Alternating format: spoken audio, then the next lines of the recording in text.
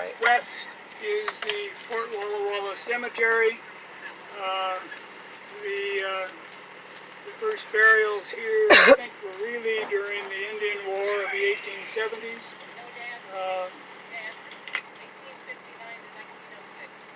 Oh, well, please come up, Sherilyn. Here's a military cemetery expert. Well, just only because I've spent a lot of time here cleaning the tombstones. Well, good. Tell us about it. I think I could probably do this. I just thought I use my sergeant voice. There are 103 enlisted men buried here, 8 officers. They're in the back row of this first block. You'll see when you are we going to offload for them to walk through? No. Okay. There are 2 main blocks of military graves. There are 2 main blocks of the enlisted men. In the back of the block to the left of the gate is where the officers are. There's 8 of them, 103 enlisted men. In the very back, in a separate section, there are civilians, wives of some of the soldiers, and there are also some Native Americans buried there, and there are some children buried there. 3 of the soldiers chose to be buried in the back with their wives and their children, but most of them are up front. The first burial here was in 1859, and the last one was in 1906, because the fort was destined for decommission. It was supposed to be closed in 1910. However, World War I broke out, and we couldn't miss that. So they brought in the 146th Field Artillery, put them in the fort grounds, which of course is basically where the VA is right now. However, this was the 6th site of something that was called Fort Walla Walla, and it covered basically a square mile. The southwest corner would be about where the intersection where we just came through on Myra Road extends down to about where Myra and Rose, up to 13th and Rose, and then back over here. That includes the VA grounds. There's been some work done by volunteers here. We have cleaned these tombstones twice now. I come out just before Memorial Day and put flags on all the military ones, leave it up here for, it works out really well, because then I leave them up for Fort Walla Walla days and then for Flag Day. So there's, and the city has been very cooperative in helping keep down the weeds and to keep it mowed and looking nice. They're supposed to take down those 2 big cottonwood trees on either side of the gate. Those are the worst of the worst. They're all getting to be kind of treacherous, but they're going to take those down sometime soon, and there's a plan eventually to either replace the whole fence or replace some of the sections, because every time a tree flips over, it takes out a few more. So that's why it looks kind of gap-toothed right now, but they're doing what they can. Since we're not going to get off, I'll also tell you what you're looking at right here out the front is the Vietnam Memorial that was put up in 1987. And that has 19 names on it. They missed one. When we moved back here 5 years ago, we discovered that they skipped one. So we had worked really hard with the city, and Tony Puglisi was still working for Wiley Monuments at the time. And with the documentation we provided, he went and put the other name on it. And then, of course, our brand new monument up on the hill behind you there, that was dedicated a year ago, Veterans Day.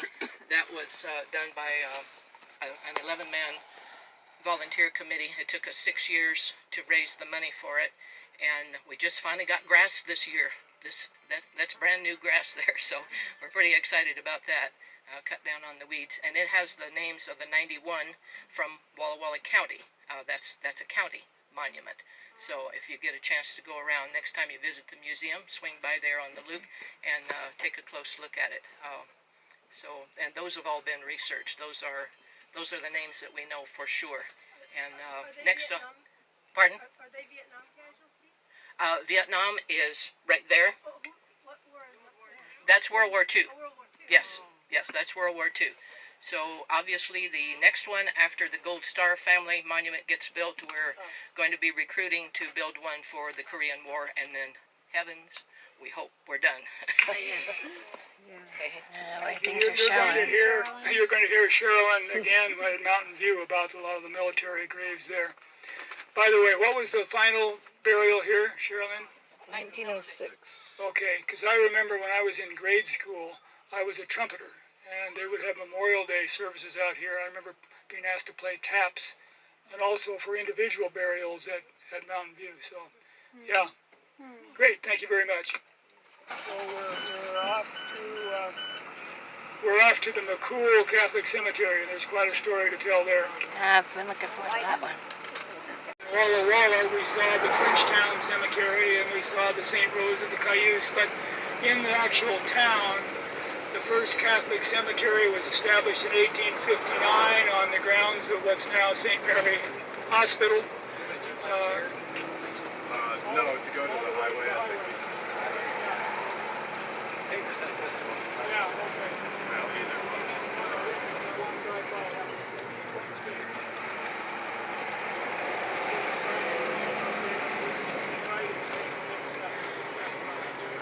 Oh, left. Once we get this way, then we'll get right. By 1867, that cemetery became overcrowded, and there was a pioneer cemetery that we're going to visit now. The McCool family owned that, homesteaded in the area, and there have been some pioneer burials. There are stories of Indian burials there.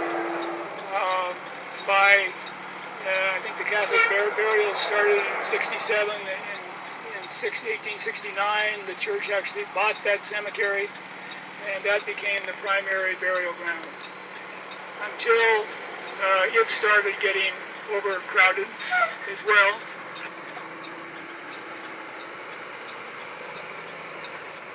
In 1891, the church, the Diocese of Spokane, acquired the current 10-acre Catholic cemetery site on the south end of Mountain View. At that time, folks that they were in touch with that had people buried at McCool were told, please move your people to Mountain View. Obviously, there were people without families, without friends, never got the notice, even if they didn't have the resources to buy a new plot, move their stone. Finally, in 1969,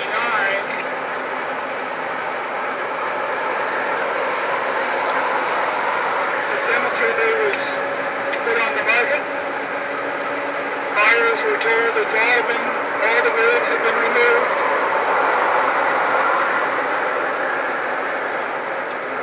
The condominiums that are by the country club were put in. The village way is the street coming off of Plaza Way was put in. City Street, they started finding bodies in the street, in the basements that they were digging for the homes. This was before the state law protecting historic graves. Each time they found a body, they would have to notify the sheriff. Actually, it was the police chief at that point, the county coroner, to come out and do an investigation. Is this a recent homicide, or is it a historic grave? Larry Hussey was the Walla Community College archaeologist who was called out each time. I've talked with him about this. Of course, the bodies they would find were not in coffins at that point. They'd been disturbed by the construction. So they put them in a box, took them down to the Catholic rectory. Eventually they were taken out to Mountain View, and I'll show you where they were put there, in unmarked, mixed graves. Larry also told me that when he was giving a talk about all of this to a women's group one time, afterwards a woman came up and she said, do you know where all the markers are? She says, I've seen them. They're in a barn out by state line. So clearly the church, before they sold it, were faced with all these markers. They had to clear it off to be... So I talked to the priest, the current priest, a very responsible guy, and because he had given a letter to a new developer saying that it was all clear. I said, well, what was that based on? Well, because my predecessor told me that's what was happening. And I asked him, well, did you ask him about that? What did he say from Senior so-and-so? Well, he said he just assumed it was the case. So there is a sad history. We have gone down to the rectory. There are a lot of the records still in the rectory. Handwritten burial records. For several decades, some are missing. 13 years are missing. We have looked at all the names of those buried at McCool. We have compared them to those buried at Mountain View, and in Mountain View... Can we take the first right here? This is where the yellow car is. Yeah. Right. Now we're going down Village Way. All the ones at Mountain View, the Catholic Cemetery, and all the others are now part of the city cemetery. All of those are online. If you want to know somebody's buried there, you can do a search.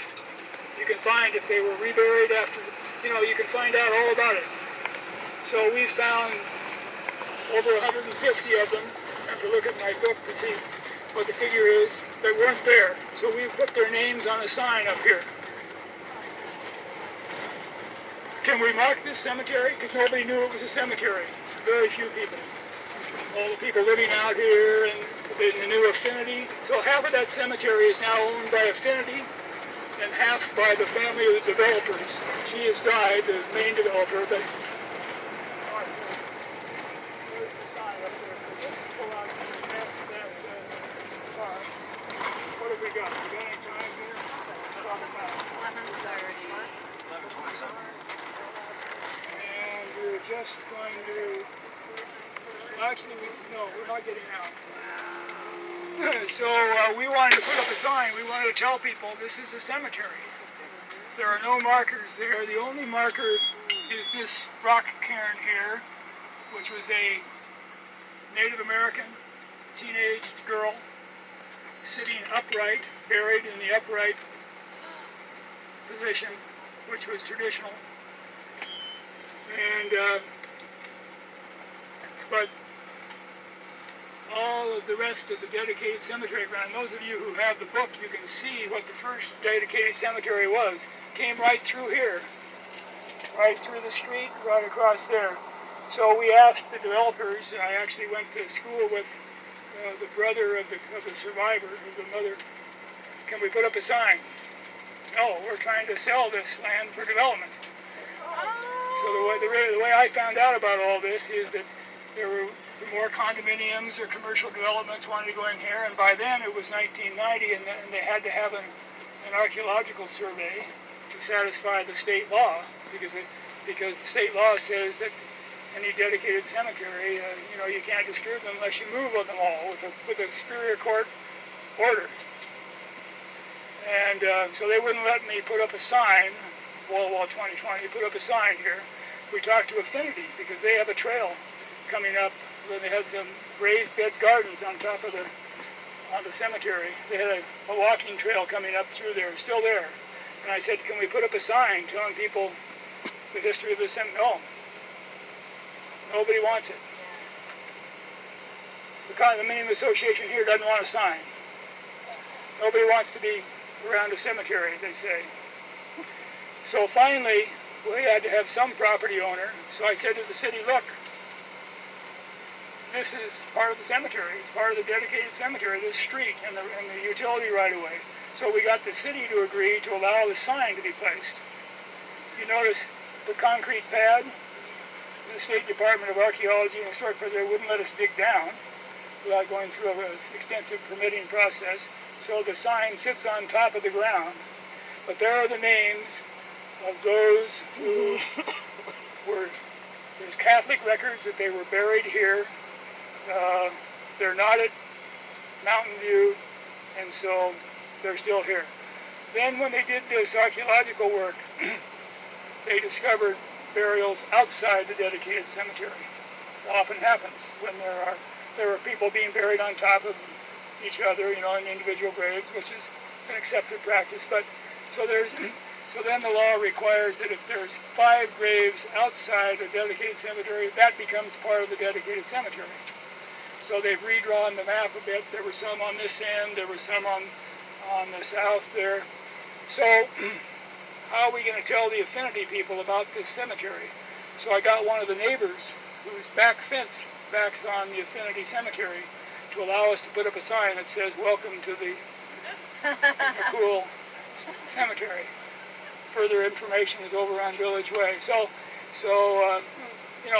we feel our job is to honor those buried here in some way. The markers are gone. Their names should be listed. People should know of this site. It should be respected. And so there you are. Yes?